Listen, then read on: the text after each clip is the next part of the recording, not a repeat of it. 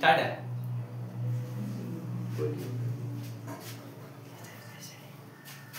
Hello guys, welcome back to our YouTube channel chemistry lecture number 5 chapter 2 का। ठीक है, lecture number 5 है भस्म के गुण है। ठीक है, भस्म के गुण आज पढ़ेंगे।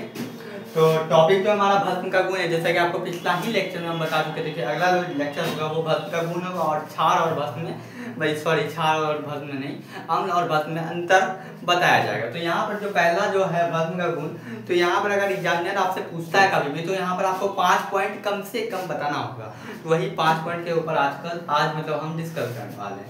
तो सबसे पहला जो पॉइंट हम लिख रहे हैं, तो देखो हम पहली बार यहाँ पूरा नहीं लिखेंगे। अगर जिसको लिखना है वो हम बोल रहे हैं, पॉज करना वीडियो को, फिर से उसको कॉपी में नोट करना, फिर से जूम करना, ऐसे करके तुम कर सकते हो। लेकिन हम यहाँ पर पूरा नहीं लिखेंगे, ठीक है। या फिर जो स्मार्ट बंदा है उसको यहाँ पर स्क्रीनशॉट ले सकते हैं। भस्म के गुण जो बता रहे थे हम, तो सबसे पहले भस्म का स्वाद के बारे में पता करते हैं। जैसे कि अम्ल का स्वाद अगर हम पता किए थे, अम्ल का स्वाद होता था खट्टा ही होता होगा यार, हमको याद नहीं है, भूल गए। ठीक है, तो भस्म का जो स्वाद होता है यहाँ होता है कड़वा, बिटर, तुमको हम बताया था भस्म में। ठीक है, भस्म का स्वाद कैसा होता है? स्वाद होता है तुमको कड़वा, ये भी इसका प्रॉपर्टी है। ठीक है, और भस्म को जब जल में मिलाते हैं तो यहाँ पर OH- आयन मिलता है। या फिर तुम या फिर भस्म का गुण लिख रहे हो तो यार ये भी तो तुम लिख सकते हो ना, सभी धातु का हाइड्रोक्साइड भस्म होते हैं, या अगर कुछ भी लिखो, धातु के हाइड्रोक्साइड भस्म होते हैं, धातु के हाइड्रोक्साइड भस्म होते हैं। उसी तरह तुम यहाँ पर लिख देना तीसरा पॉइंट, धातु के ऑक्साइड भस्म होते हैं। ठीक है, धातु के हाइड्रोक्साइड यहाँ पर लिखा है, तुमको बता चुके हैं। धातु के हाइड्रोक्साइड मतलब मेटल के साथ अगर हाइड्रोक्साइड है तो वो क्या होगा? तुम्हारा भस्म होगा। हाइड्रोक्साइड को क्या बनेगा? OH। अगर मेटल के साथ OH लगा हुआ तो मेटल हाइड्रोक्साइड हो जाएगा। मेटल हाइड्रोक्साइड क्या है? तुम्हारा भस्म है। उसी तरह मेटल का ऑक्साइड, धातु का ऑक्साइड, धातु के ऑक्साइड तुमको क्या होगा? भस्म होगा। ठीक है, चौथा पॉइंट क्या, तुम अपने मन से बहुत सारा पॉइंट बना सकते हो यार। तुम ये यहाँ देखो, भस्म को क्या करेंगे? जल में अगर मिलाएंगे तो क्या होगा? यहाँ पर OH- आयन मिलेगा। ठीक है, ये हो गया। तुमको पहला क्या बताया? स्वाद के साथ याद करवा होगा। सभी धातु का हाइड्रोक्साइड, मेरा बात सुनो, सभी धातु का हाइड्रोक्साइड ऐसा लिखना है तुमको। सभी धातु के हाइड्रोक्साइड क्या होते हैं मेरी जान? भस्म होते हैं। ठीक है, सभी धातु के ऑक्साइड भस्म होते हैं। ठीक है, या फिर इन दोनों से कोई एक नहीं लिखना है यार, हम 7-8 पॉइंट बता रहे, तुम कोई भी चीज सभी लिख लो, 5 लिखना है। सभी धातु के ऑक्साइड भस्म होते हैं। धातु को ये भस्म को जल में मिलाने पर OH- आयन प्राप्त होता है। ठीक है, और क्या बता सकते हैं यहाँ पर? और क्या बताएं? सभी भस्म जल में घुलनशील नहीं होते हैं, है ना। सभी भस्म जल में घुलनशील नहीं होते, लिख लेना आगे। ठीक है, अब क्यों नहीं होते यार वो भी हम तुमको बता दिए। देखो, अगर हो जाता तो यार भस्म और क्षार नाम का कोई चीज ही नहीं होता। सभी भस्म जल में घुलनशील नहीं होते हैं। छठा पॉइंट क्या हो जाएगा मेरी जान? छठा पॉइंट तुम लिखना, जो भस्म जल में घुलनशील हो जाते हैं उसे क्षार कहते हैं, या फिर जल में घुलनशील भस्म को क्षार कहते हैं। सही बात है। सभी भस्म जो है, पहली बात, जल में घुलनशील तुम्हारा नहीं होगा। ठीक है, और जो सभी भस्म जल में घुलनशील नहीं होगा, और जो भस्म जल में घुलनशील होगा उसको क्षार कहेंगे। ये भी छठा पॉइंट मतलब छठा पॉइंट हो गया क्लियर। फिर अब 7वां पॉइंट देख लेते क्या है। भस्म का स्वाद कड़वा होता है। ठीक है, हो गया।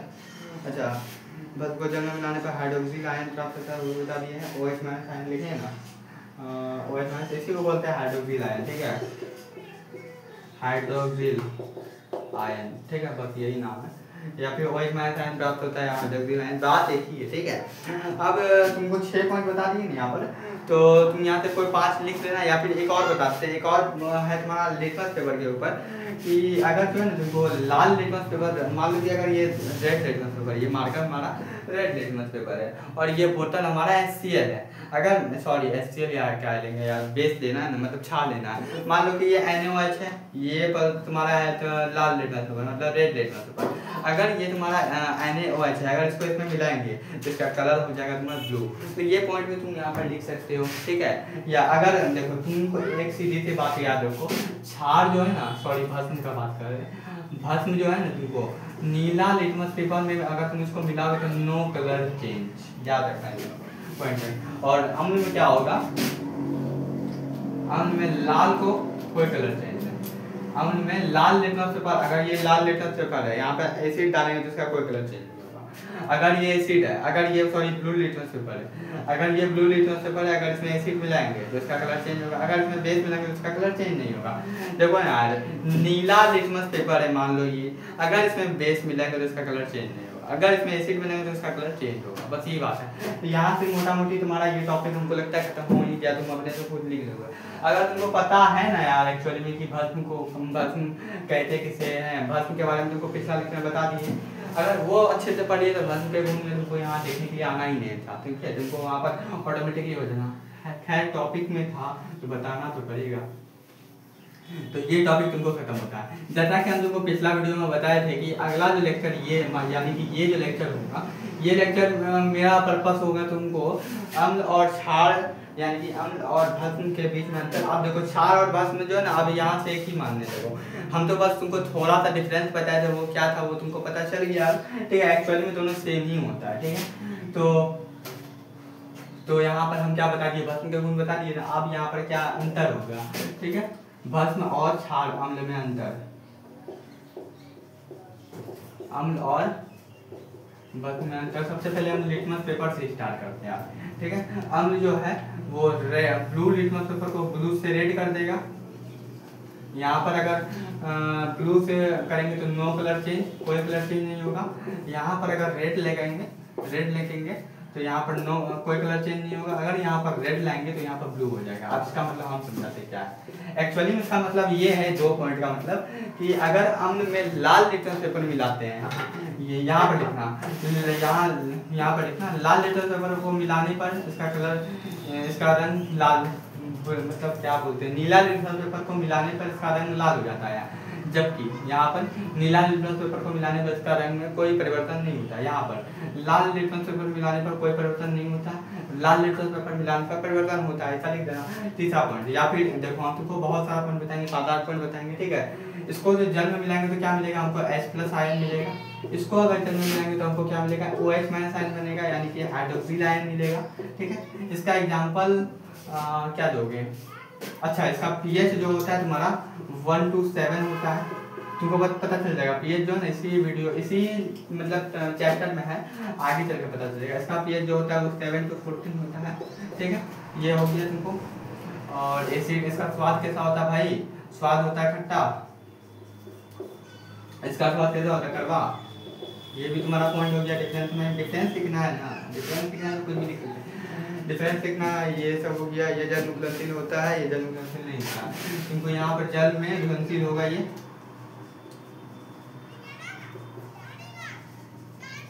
और ये तुम्हारा जल में घुलनशील नहीं होगा, ठीक है। यहाँ से 6 पॉइंट हो गया। इसके ब्लू मिलाएंगे तो रेड होगा, ब्लू मिलाएंगे तो नो कलर चेंज, रेड मिलाएंगे तो नो कलर चेंज, रेड मिलाएंगे तो ब्लू कलर होगा। यहाँ मिलाएंगे तो जल में मिलाने पर H+ आयन मिलता है, जल में मिलाने पर OH- आयन मिलता है। pH इसका 1 से 7 तक होता है, pH इसका 7 से 14 होता है। इसका स्वाद खट्टा होता है, इसका स्वाद कड़वा होता है। जल में घुलनशील होता है ये, और ये जल में घुलनशील नहीं होता है, यानी कि यहाँ भस्म का बात कर रहा है। और कुछ है क्या, हमने धातु के साथ प्रतिक्रिया करता है, क्षार भस्म जो है धातु के साथ प्रतिक्रिया नहीं करता। ये 7वां पॉइंट तुम लिखो यहाँ पर, ये धातु के साथ प्रतिक्रिया करेगा, धातु के साथ, और ये भस्म जो है धातु के साथ रिएक्ट नहीं करेगा, नो रिएक्शन विद भस्म, ठीक। यहाँ पर ये धातु के साथ प्रतिक्रिया करेगा, ये धातु के साथ प्रतिक्रिया नहीं करेगा, ठीक है। और कुछ है क्या, हो गया इतना पॉइंट है ना, 7 पॉइंट। इसमें तो कोई चाहिए तुम 5 उठा लेना है। ये दोनों में से कोई एक ही लिखना, ठीक है, एक ही लिखोगे तो यहाँ पर अच्छा रहेगा, दोनों मत लिखना, ठीक है। दोनों तो तुमको इसलिए बताता है कि तुमको दिमाग में याद रह सके यार कि ऐसा ऐसा होता है एक्चुअली में, ठीक है। यहाँ पर क्या है, धातु के साथ रिएक्ट करेगा, धातु के साथ रिएक्ट नहीं करेगा। तुमको मतलब मोटा मोटी यहाँ पर 7 पॉइंट हो गया। देखा है तो अम्ल और भस्म का ये भी टॉपिक खत्म होता है, ठीक है। अम्ल और भस्म का ये भी टॉपिक खत्म होता है तुम्हारा। तुमको हम जैसा कि पहले ही बता चुके थे, ये लेक्चर जो होगा तुमको भस्म के गुण होगा और तुमको अम्ल और भस्म के बीच में डिफरेंस होगा, ये तुमको बता दिए। अब जो होगा तुमको अगला जो लेक्चर जो होगा उसमें भस्म के रासायनिक गुण पढ़ेंगे।